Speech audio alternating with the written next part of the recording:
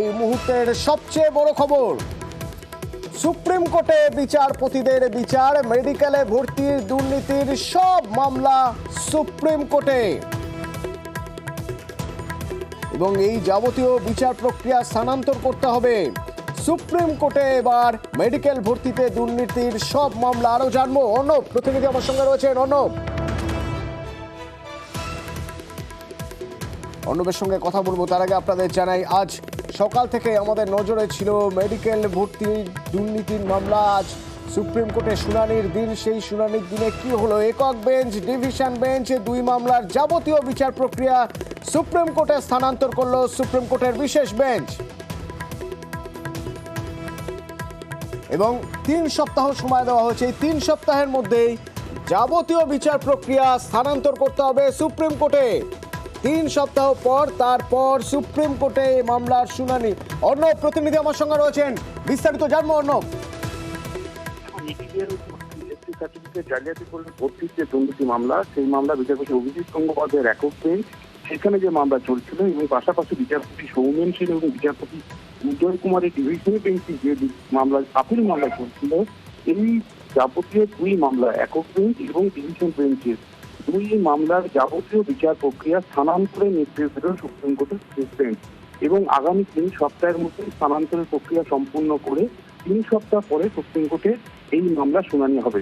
অর্থাৎ মেডিকেলে ভর্তি দুর্নীতি মামলা তার বিচার প্রক্রিয়া একক বেঞ্চ এবং যৌথ বেঞ্চ 2 বেঞ্চের মামলার যাবতীয় বিচার প্রক্রিয়া 3 সপ্তাহের মধ্যে সুপ্রিম কোর্টে স্থানান্তরের নির্দেশ দিল দেশের প্রধান বিচারপতি ওয়াই চন্দ্রচূড়ের নেতৃত্বাধীন 5 বিচারপতির বেঞ্চ এবং একই সঙ্গে এটি রাজ্যের তরফে প্রিন্সিপাল এবং অভিষেক মনু সিংহী সিনিয়র অ্যাডভোকেট অভিষেক বন্দ্যোপাধ্যায় তারা এই প্রসঙ্গটা বারবার আনেন যে এই ধরনের বিশেষ বেঞ্চ এখন থেকে সুপ্রিম কোর্টকে বারংবার করতে হবে, কারণ একটা প্রবণতা তৈরি হয়েছে যে প্রবণতাকে দেখা যাচ্ছে বিচারপতি ইন্টারভিউ দিচ্ছেন এবং তার সমর্থনে বেশ কিছু পদক চাপ তারা আদালতের সামনে পেশ করতে চান এবং অভিষেক মনু সিংহী বিচারপতি অভিজিৎ গঙ্গোপাধ্যায় যেভাবে ইন্টারভিউ দিয়েছেন তার ছবি আদালতে পেশ করার জন্য আর্জি জানান। যদি প্রধান বিচারপতি জানান যেহেতু ইতিমধ্যেই 10:40 নাগাদ সুপ্রিম কোর্টে বিশেষ বেঞ্চ বসে,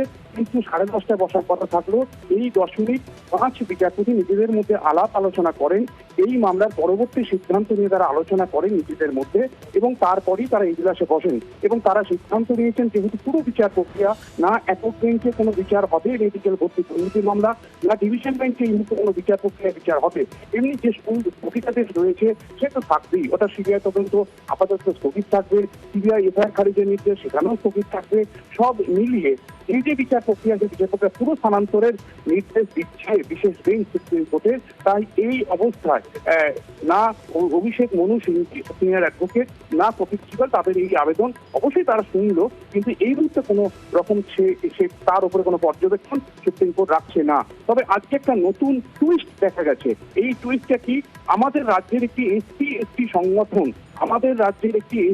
এসটি সংগঠন তাদের তরফে সুপ্রিম কোর্টে সরাসরি একটি জনস্বার্থ মামলা দায়ের করার অনুমতি চাওয়া হলো এবং সেখানে বলা হলো আমাদের রাজ্যে যেভাবে এসটি এবং এসটি এই কাস্ট সার্টিফিকেট জালিয়াতি করে বিভিন্ন নিয়োগ দুর্নীতিতে তারা ঢুকে পড়ছে কিংবা মেডিকেলে ভর্তির মতো এমবিবিএস ভর্তির মতো যেখানে মেধাবী ছাত্রদের অগ্রাধিকার দেওয়ার কথা সেখানে ঢুকে পড়ছে, সেখানে পুরো বিষয়টা অর্থাৎ এমবিবিএস এসটি বা এসটির সার্টিফিকেট জালিয়াতি করে ভর্তির যে অভিযোগ তারা আসছে তাদের কাছে, এই পুরো বিষয়টাতে সুপ্রিম কোর্ট সরাসরি সিবিআই তদন্তের নির্দেশ দিক এবং একই সঙ্গে এই মামলাগুলো একটা বিশেষ বেঞ্চে শুনানি হোক এই আবেদন করা হয় এসটি আমাদের রাজ্যের সংগঠনের তরফে। সব মিলিয়ে 3 সপ্তাহ পরে সুপ্রিম কোর্টে ফের মামলা শুনানি হবে। সিবিআই তদন্ত আপাতত স্থগিত, সিবিআই এফআইআর খারিজের নির্দেশ স্থগিত, বিচারপতি অভিজিৎ গঙ্গোপাধ্যায় 2 মাসের মধ্যে সিবিআইকে তদন্ত গুটিয়ে আনার নির্দেশ দিল সেটাও স্থগিত। বিচারপতি অভিজিৎ গঙ্গোপাধ্যায় কোনো বিচার করতে পারবেন না মেডিকেল ভর্তি দুর্নীতি মামলা। একই সঙ্গে বিচারপতি সৌমেন সেনের ডিভিশন বেঞ্চও এই মেডিকেলে ভর্তি দুর্নীতি মামলা কোনো বিচার করতে পারবেন না। সমস্ত বিচার প্রক্রিয়া তার নথি স্থানান্তর করে 3 সপ্তাহ পর সুপ্রিম কোর্টে ফের মামলা শুনানি হবে। অর্ণব, তুমি বলছিলে যে 10:30টার সময় আজ মামলা শুনানি শুরুর কথা ছিল এবং মামলা শুরু হয়েছে 10 মিনিট পরে, শুনানি শুরু হয়েছে। তার কারণ তার আগে বিচারপতিরা নিজেদের মধ্যে একটা আলোচনা করছিলেন, তারপরে সিদ্ধান্তের কথা জানিয়েছেন প্রধান বিচারপতি। আমি একটু তোমার থেকে জানতে চাইবো, এই মামলা কোন কোন জায়গা থেকে কতটা গুরুত্বপূর্ণ যে মামলার শুনানির আগে একবার আলোচনা করে নিতে হলো, তারপরে প্রধান বিচারপতি সিদ্ধান্ত ঘোষণা করলেন। দেখো, গুরুত্বপূর্ণ তো আছেই। যদি গুরুত্ব না থাকে তাহলে 5 বিচারপতি, যারা সিনিয়র মোস্ট কয়েকজন বিচারপতি আমাদের দেশের শীর্ষ আদালতে, তারা নিজেরা ছুটির দিন সকাল 10:30টায় বসে তড়িঘড়ি এই ধরনের সুমতো মামলা হস্তক্ষেপ করতে পারে না। কতক্ষণ যদি সুপ্রিম কোর্টকে হস্তক্ষেপ করতে হয় তখনই, যখন আমাদের দেশের যে বিচার ব্যবস্থা, আমাদের দেশের যে বিচার কাঠামো, সেটা কোথাও একটা আহত হয় বা আঘাতপ্রাপ্ত হওয়ার মতো আশঙ্কা তৈরি হয়।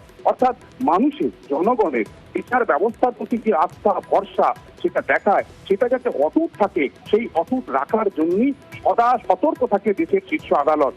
কলকাতা হাইকোর্টের বিচারপতি অভিজিৎ গঙ্গোপাধ্যায় তার এজলাসে বসে কলকাতা হাইকোর্টের আরেক সিটিং বিচারপতি ডিভিশন বেঞ্চ সম্পর্কে একগুচ্ছ বিস্ফোরক অভিযোগ করছেন এবং বিচারপতি সৌমেন সেন রাজনৈতিক দলের মতো কাজ করছেন এবং তিনি প্রভাব খাটাচ্ছেন বিচারে, তাই তার 1 ঘন্টা নির্দেশ দেওয়ার 1 ঘন্টার মধ্যে প্রতিক্রিয়া দেওয়া হচ্ছে। এটা এক বিচারপতির আরেক বিচারপতিকে বেঞ্চে বসে, এজলাসে বসে আক্রমণ, এ ধরনের ঘটনা ভারতে নেই। কারণ কলকাতা হাইকোর্টের ইতিহাসও এরকম নজির নেই।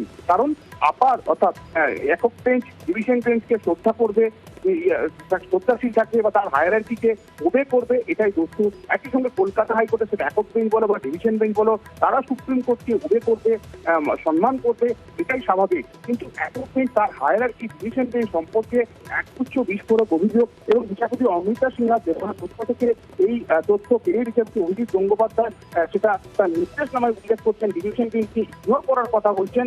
এটা জুডিশিয়ারি যে ফাইবার, অর্থাৎ জুডিশিয়ারি যে জুডিশিয়াল যে ফাইবারের কথা বলি আমরা, সেইটা কোথাও একটা আঘাতপ্রাপ্ত হওয়ার মতো পরিস্থিতি তৈরি হয়েছে। তাই বিশেষ পরিস্থিতিতে এই বিশেষ বেঞ্চ এবং বিশেষ বেঞ্চে প্রধান বিচারপতি এছাড়া আরো 4 সিনিয়র বিচারপতি তারা রয়েছেন।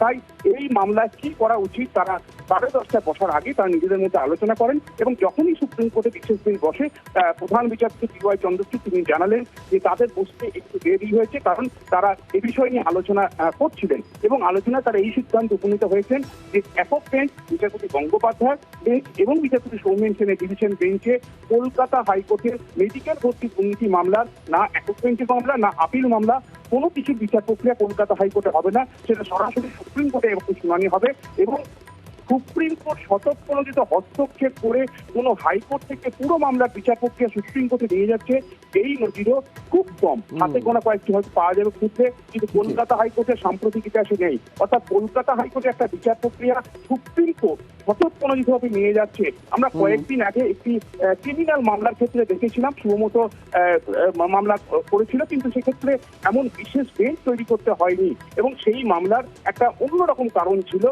এবং সেটা একেবারে তার পার্সপেক্টিভটা আলাদা ছিল।